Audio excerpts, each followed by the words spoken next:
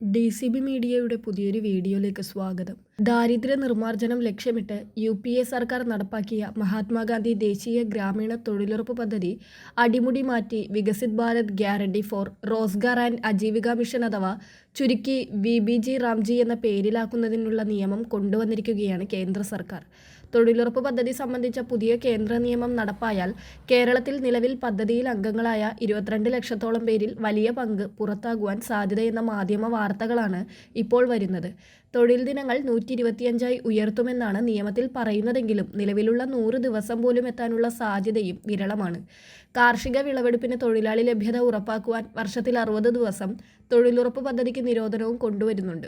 ഇത് തൊഴിലുറപ്പ് ദിനങ്ങൾ കുറക്കുന്നതിനോടൊപ്പം തൊഴിലുറപ്പിലെ കൂലിയേക്കാൾ കുറഞ്ഞ നിരക്കിൽ വൻകിട ഉടമകൾക്ക് തൊഴിലാളികൾ കൃഷിപ്പണി ചെയ്തു കൊടുക്കേണ്ട സാഹചര്യം പലയിടത്തും വരുമെന്നും വിമർശനം ഉയർന്നിട്ടുണ്ട്. വ്യവസ്ഥകൾ ലംഘിക്കുന്നവർക്ക് നിലവിലെ 1000 രൂപ പിഴ എന്നത് 10,000 രൂപയായി വർദ്ധിപ്പിച്ചിട്ടുമുണ്ട്. നിലവിലെ തൊഴിൽ കാർഡിനു പകരം ഗ്രാമീൺ റോസ്ഗാർ ഗ്യാരണ്ടി കാർഡ് നൽകും. കാർഡിന്റെ കാലാവധി നിലവിലെ 5 വർഷത്തിൽ നിന്ന് 3 വർഷമാക്കും. പരിശോധനയ്ക്ക് ശേഷം പുതുക്കും. അവിവാഹിത സ്ത്രീകൾ, ഭിന്നശേഷിക്കാർ, തൊഴിൽ ബോണ്ടിൽ നിന്ന് മുക്തി നേടിയവർ, ഗോത്ര വിഭാഗങ്ങൾ, ട്രാൻസ്ജെൻഡർ തുടങ്ങിയവർക്ക് പ്രത്യേക കാർഡ്, പ്രത്യേക നിറത്തോടെ നൽകുന്ന ഈ കാർഡുള്ളവർക്ക് പ്രത്യേക പരിരക്ഷയുണ്ടാകും. അതുപോലെ വികസിത ഗ്രാമപഞ്ചായത്തുകളാക്കി മാറ്റും വിധം തൊഴിലുകൾ ക്രമീകരിക്കുമെന്നും ബില്ലിലുണ്ട്. വികസന ഘടകങ്ങളുടെ അടിസ്ഥാനത്തിൽ പഞ്ചായത്തുകളെ A, B, C എന്നിങ്ങനെ തരംതിരിക്കും. മൊബൈൽ ആപ്ലിക്കേഷൻ, GPS, AI തുടങ്ങിയവ പുതിയ പദ്ധതിയിൽ പ്രയോജനപ്പെടുത്തുമെന്നും പുതിയ ബില്ലിൽ പറയുന്നു. രാജ്യത്തെ പാവപ്പെട്ട ജനങ്ങളുടെ, പ്രത്യേകിച്ചും വരുമാനം ഏതുമില്ലാത്ത സ്ത്രീകളുടെ ശാക്തീകരണത്തിന് വലിയ പങ്ക് വഹിച്ചത് തൊഴിലുറപ്പ് പദ്ധതിയാണ്. കേരളത്തിൽ 22 ലക്ഷം പേരാണ് പദ്ധതിയിൽ അംഗമായിരുന്നത്. അതിൽ ബഹുഭൂരിപക്ഷവും സ്ത്രീകളായിരുന്നു. 70 വയസ്സിന് മുകളിലുള്ളവർ അടക്കം പ്രായമായ ഒട്ടേറെ പേരും ഗുണഭോക്താക്കളായുള്ള പദ്ധതിയാണ് തൊഴിലുറപ്പ്. രജിസ്റ്റർ ചെയ്യുന്ന എല്ലാവർക്കും തൊഴിലെന്നതും തൊഴിലാളികളുടെ വേതനം പൂർണ്ണമായും കേന്ദ്രം നൽകുന്നു എന്നതുമായിരുന്നു നിലവിലെ പദ്ധതിയുടെ പ്രധാന മെച്ചം. എന്നാൽ പുതിയ ബില്ലിലൂടെ ഈ 2 ഘടകങ്ങളിലും മാറ്റം വരികയാണ്. നിലവിൽ തൊഴിലുറപ്പ് പ്രവർത്തനങ്ങളിൽ പണിസാധനങ്ങളുടെ 25% മാത്രം സംസ്ഥാനം വഹിച്ചാൽ മതിയാകുമായിരുന്നു. പുതിയ ബില്ലിലൂടെ വേതനമടക്കമുള്ള പദ്ധതിയുടെ ആകെ ചിലവിന്റെ 40% തുക സംസ്ഥാന വിഹിതമാക്കി മാറ്റിയിരിക്കുകയാണ്. നിലവിൽ കേരളത്തിന് 4000 കോടിയിലേറെ രൂപയാണ് പദ്ധതിയിലൂടെ ലഭിച്ചിരുന്ന വാർഷിക വിഹിതമെങ്കിൽ ഇനി അതിൽ 1600 കോടിയോളം സംസ്ഥാനം വഹിക്കേണ്ടി വരും.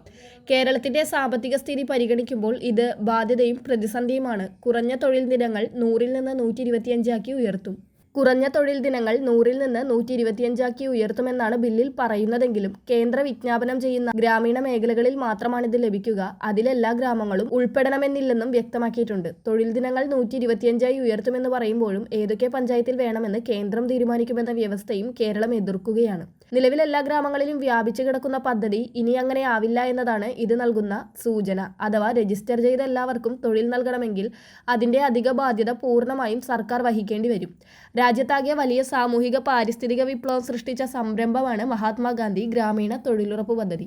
ഗ്രാമീണ ജീവിതത്തിന്റെ എല്ലാ തുറകളിലും തൊഴിലുറപ്പിന്റെ സ്വാധീനമുണ്ട്. ജലാശയങ്ങളുടെ പുനരുദ്ധാരണം, തരിശുനിലങ്ങൾ കൃഷിക്കായി ഒരുക്കൽ, ഹരിത ഉദ്യാനങ്ങളുടെയും ഹരിത വേലികളുടെയും നിർമ്മാണം, മണ്ണിടിച്ചിൽ തടയൽ, മാലിന്യ സംസ്കരണം, അങ്ങനെ നാട്ടിലാകെ സാമൂഹികവും പാരിസ്ഥിതികവുമായ സുസ്ഥിരതയ്ക്ക് ഉതകുന്ന എത്രയോ പ്രവർത്തനങ്ങൾ തദ്ദേശ സ്ഥാപനങ്ങളിൽ നടന്നിരുന്നത് തൊഴിലുറപ്പ് പദ്ധതിയിലൂടെയാണ്.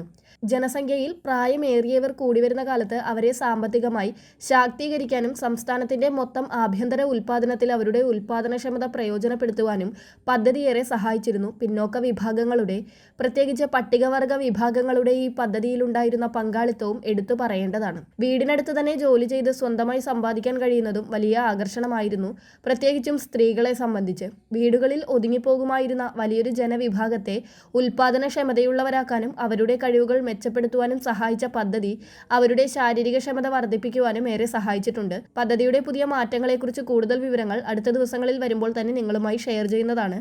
വളരെ പ്രധാനപ്പെട്ട ഈ ഒരു ഇൻഫർമേഷൻ മറ്റുള്ളവർക്ക് കൂടി ഷെയർ ചെയ്യുക.